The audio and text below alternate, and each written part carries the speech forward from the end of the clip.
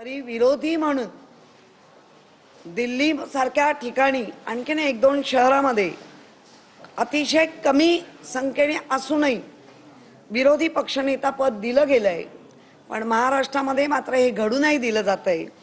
तेच मुंबई महानगरपालिकेमध्ये खरी तशी प्रबळ इच्छा होती, पण मुंबईकरांनी बाळासाहेबांच्या विचाराला आणि उद्धवजींच्या आणि आदित्यांच्या कामाला आणि आम्ही सर्वांनी जे मुंबईमध्ये अनेक वर्ष काम करत आलोय, स्थानिक पातळीला लोकांना ते मान्य आहे, त्याच्यामुळे आम्ही पण मोठ्या संख्येने निवडून आलो।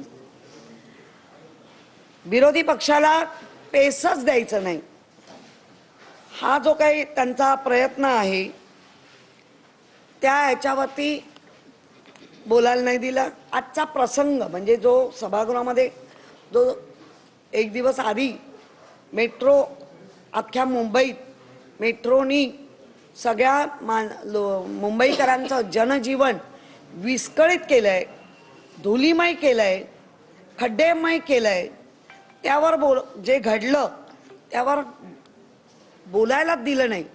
म्हणजे